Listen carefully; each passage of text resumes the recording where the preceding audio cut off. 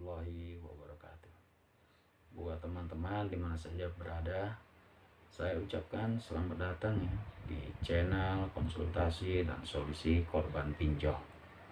Di channel ini kita membahas seputar aplikasi pinjaman online, baik itu yang legal ataupun yang ilegal. Pada kesempatan kali ini kita akan membahas mengenai jebakan atau jeratan pinjaman online yang kebanyakan tidak diketahui oleh para calon nasabah yang akan mengajukan nanti, terutama pinjaman online ilegal ya. Tentunya kita sudah tahu semua lah pinjaman online ilegal itu bagaimana, sepak terjangnya itu seperti apa, kita semua pasti tahu lah ya. Bahkan ada beberapa yang sempat viral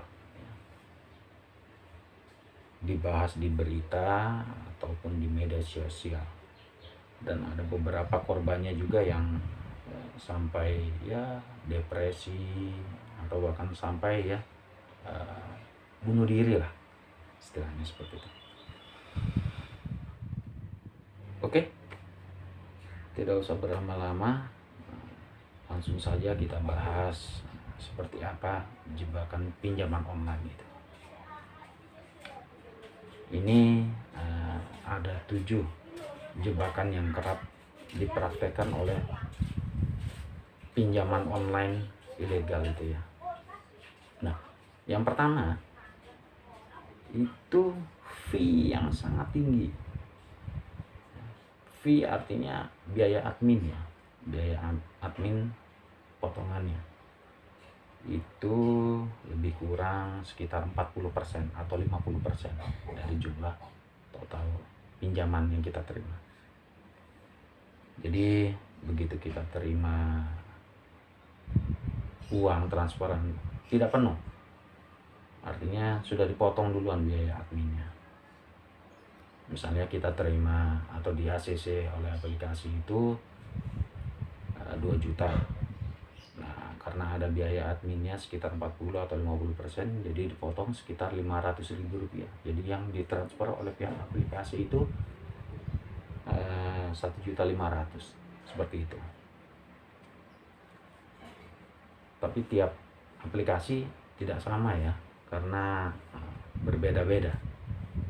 Penerapannya berbeda, ada yang 50%, ada yang 60%, bahkan ada yang sampai 70%.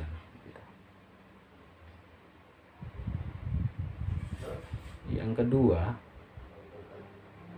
bunga yang sangat tinggi ya. Dendanya juga tinggi sekali, bisa mencapai 5 atau 8% per harinya. Bayangin aja tuh, kalau 1 bulan kalian gagal bayar, dendanya udah berapa? Cukup besar, berat sih. Biasanya tidak jelas, tidak disebutkan dalam perjanjian di awal aplikasi itu, nggak ada disebutkan bunganya atau nggak ada ditulis di sana.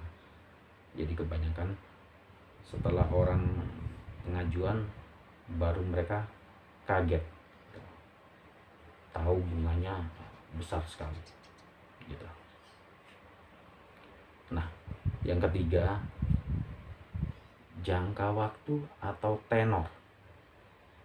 Ini sangat singkat sekali untuk pinjaman ilegal, ini sangat singkat sekali ya. Banyak sekali itu yang kejebak di sini. Di awal iklannya atau promosinya mungkin tertulis di sana 90 hari gitu. Tapi pada saat pengajuan dan sudah diterima, itu berubah tenornya menjadi 7 hari atau 10 hari.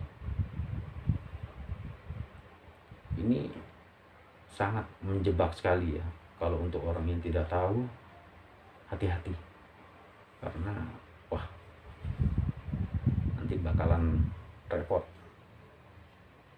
Nah, yang keempat,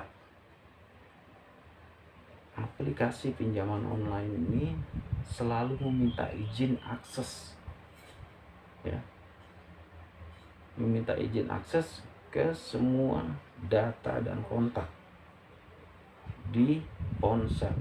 Jadi meminta izin akses ke kontak, terus lokasi, galeri, riwayat panggilan, telepon, macam-macam.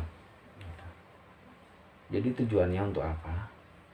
Tujuan mereka meminta akses ke kontak ini, mereka akan menggunakannya sebagai alat untuk mengintimidasi atau mengancam nanti jika nasabahnya gagal bayar atau telat membayar. Seperti itu. Lain ya dengan pinjaman legal yang resmi dan berizin. Aplikasi legal itu biasanya hanya meminta izin lokasi, kamera atau mikrofon, karena mereka mengikuti ketentuan yang sudah diterapkan oleh OJK. Berbeda dengan ilegal, mereka hampir semuanya ponsel mereka, apa yang ada di dalam di ponsel itu mereka sadap semua. Seperti itu. Nah, yang kelima adalah cara penagihannya. Jadi petugas penagihan ini atau yang biasa dipanggil dengan desk collector melakukan penagihan tidak beretika, nggak ada moral sama sekali. Mereka meneror, mengintimidasi, bahkan melakukan pelecehan. Sering sekali kita melihat itu korban-korban diteror. Teror itu macam-macam, mengintimidasi dan juga pelecehan. Pelecehan itu jadi foto nasabah itu mereka edit setengah telanjang lah, seperti itu. Atau bisa jadi dengan dibikinkan grup-grup penagihan. Artinya di sana nanti setelah dibikinkan grup penagihan, di sana nanti dimasukkan membernya itu kontak-kontak yang ada di ponsel. Tujuannya apa? Tujuannya untuk mempermalukan kita. Di sana nanti nasabah yang bermasalah dengan pinjaman online ilegal ini akan dipermalukan, diintimidasi, dan juga diteror. Tujuan mereka yang membuat malu ya, pertama membuat mentalnya down, seperti itu. Kemudian yang keenam, pinjaman online ilegal ini nggak ada memiliki atau tidak ada memiliki layanan pengaduan. Jadi seperti nomor kontak servisnya itu nggak ada. Ada pun tapi tidak aktif, tidak bisa dihubungi karena mereka sengaja seperti itu. Jadi kita untuk komplain misalnya bunga atau penagihan desk kolektornya yang terkesan kasar atau bagaimana, kita mau komplain ke aplikasi tidak bisa karena nggak ada kok nomor layanan pengaduannya, nggak ada, kontak servisnya tidak ada. Nah, yang terakhir, yang ketujuh,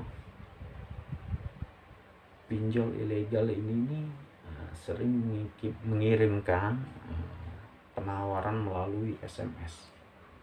Artinya SMS spam.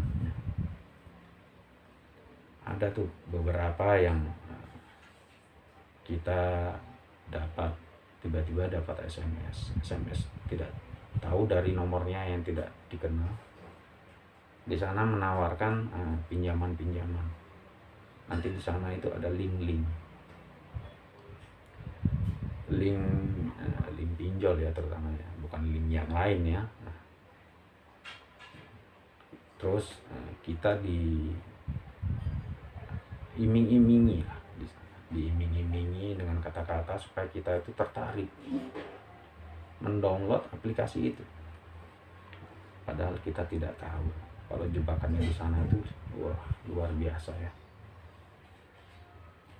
Nah, seperti itulah beberapa jebakan pinjol yang banyak tidak diketahui oleh orang-orang.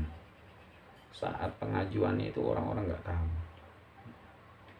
Jadi saran saya itu sebaiknya dipikirkan untuk mengajukan di aplikasi ilegal ini, pikirkan matang-matang. Jika memang udah mentok atau udah nggak ada pilihan lain, butuh dana darurat benar-benar, saya sarankan pinjam saja di aplikasi yang legal atau yang berizin resmi dari OJK, yang di bawah naungan OJK. Karena aplikasi yang berizin resmi, mereka tidak melakukan intimidasi, teror, sebar data, tidak. Ya walaupun mungkin ada lah, tapi kita nggak tahu ya yang mana aplikasinya, yang kita nggak tahu. Oke, untuk video pertama ini cukup sekian dulu. Nanti kita akan bahas lagi masalah-masalah yang terkait dengan pinjol, baik yang legal atau yang ilegal. Dan saya minta jangan lupa ya di subscribe channelnya ini agar bisa terus menghadirkan update-update video terbaru seputar pinjaman online. Oke, terima kasih. Assalamualaikum warahmatullahi wabarakatuh.